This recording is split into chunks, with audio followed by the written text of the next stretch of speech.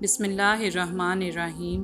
السلام علیکم ورحمۃ اللہ وبرکاتہ۔ اللہ اور اس کے بندے کے درمیان تعلق۔ آپ اللہ کو کس انداز سے دیکھتے ہیں؟ آپ کو پتہ ہے ایک دفعہ رسول اللہ صلی اللہ علیہ وآلہ وسلم اپنے صحابہ کرام رضی اللہ عنہ کے پاس کھڑے تھے، اور تب رسول اللہ صلی اللہ علیہ وآلہ وسلم کے پاس کچھ قیدی آئے۔ ان قیدیوں میں سے انہوں نے ایک عورت کو دیکھا جو پاگلوں کی طرح کسی کو تلاش کر رہی تھی اور رو رہی تھی، اور اچانک اس عورت کو قیدیوں میں سے بچہ مل گیا۔ وہ اس عورت کا بچہ تھا، اور جب اس نے اپنے بچے کو ڈھونڈ لیا تو اس عورت نے اس بچے کو اٹھا کر اپنے پیٹ سے چمٹا لیا اور اسے دودھ پلانے لگی۔ تب رسول اللہ صلی اللہ علیہ وآلہ وسلم نے اپنے صحابہ کرام رضی اللہ عنہ سے فرمایا، کیا تم میں سے کسی کو لگتا ہے یہ عورت اپنے بچے کو نقصان پہنچائے گی؟ کیا تم میں سے کسی کو لگتا ہے یہ عورت اپنے بچے کو آگ میں پھینک دے گی؟ اس پر صحابہ کرام رضی اللہ عنہ فوراً کہنے لگے، نہیں یا رسول اللہ صلی اللہ علیہ وآلہ وسلم، وہ ایسا نہیں کرے گی۔ کیا آپ نے وہ نہیں دیکھا جو ہم نے ابھی دیکھا؟ وہ عورت کیسے اپنے بچے کو دیوانوں کی طرح کب سے ڈھونڈ رہی تھی، اور جیسے ہی اسے اس کا بچہ ملا اس نے اس بچے کو اپنے سینے سے لگا لیا۔ اور پھر رسول اللہ صلی اللہ علیہ وآلہ وسلم نے فرمایا کہ اللہ تعالیٰ تم میں سے ہر ایک سے اس سے زیادہ محبت کرنے والا اور رحم کرنے والا ہے جتنا ایک ماں اپنے نوزائیدہ بچے سے ماں سے بڑھ کر محبت کرنے والا اور علم رکھنے والا ہے۔ اس نے جو چیز دی ہے وہی خیر ہے، اور اس نے ہمیں جو چیز نہیں دی اس میں گڑبڑ ہے۔ اس لیے بجائے اس کے کہ آپ اللہ کے ساتھ بحث کریں اور نافرمانی پر اتر آئیں، آپ اللہ پر بھروسہ کر لیں۔ اللہ پر بھروسہ کرنے سے ہی آپ کو سکون ملے گا، اور ہو سکتا ہے اس بھروسے سے ہی اس گڑبڑ چیز کو اللہ آپ کے لیے بہتر بنا دے۔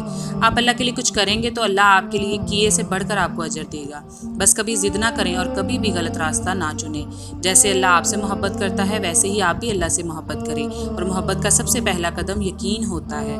بے شک اللہ سے بڑھ کر کوئی بھی یقین کے قابل نہیں۔ اللہ کو دیکھنے کا اپنا انداز بدلیں، آپ کی زندگی خود بخود بدل جائے گی۔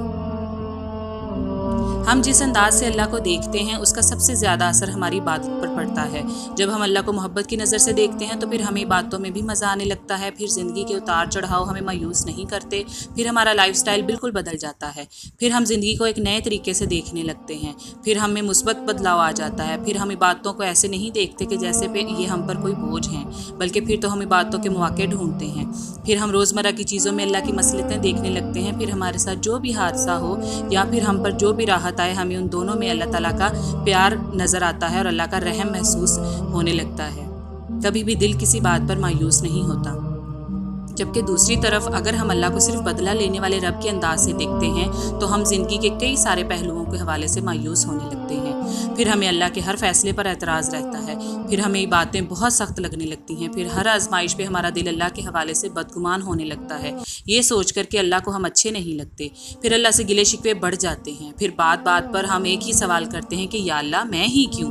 پھر اللہ کی حکمتیں ہماری سمجھ میں آنا بند ہو جاتی ہیں۔ جب ہم یہ سمجھ لیں کہ ہمارا اللہ رحیم ہے تو ہمیں کبھی بھی اللہ کے احکامات پر سوال اٹھانے نہیں پڑیں گے۔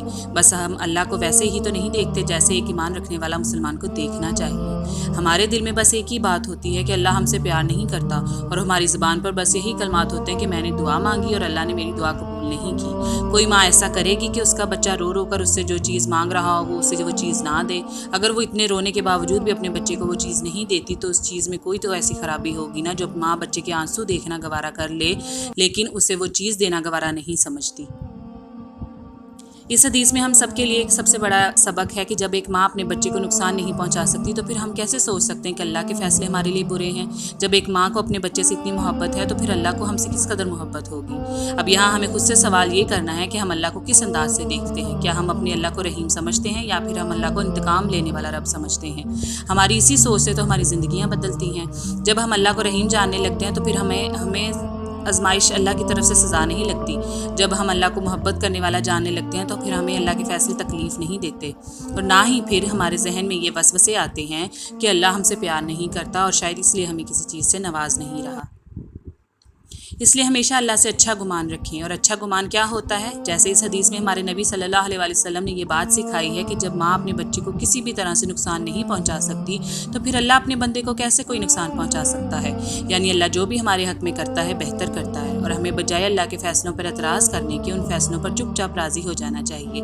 ہم نئے جنے بچے کی طرح ہی تو ہیں، ہمیں کچھ بھی نہیں پتا کہ ہمارے لیے کیا صحیح ہے اور کیا غلط ہے، اس لیے ہمیں اپنے اللہ پہ توکل کرنا ہوگا۔ جیسے نئے جنے بچے کو اس بات کا علم نہیں ہوتا کہ وہ آگ میں ہاتھ ڈالے گا تو جل جائے گا، کیونکہ اس کے پاس اتنا علم ہی نہیں ہوتا، بالکل ویسے ہی ہمیں بھی اندازہ نہیں ہے کہ ہمارا کون سا فیصلہ ہمارے لیے آگ بن جائے گا اور ہمیں جلا دے گا۔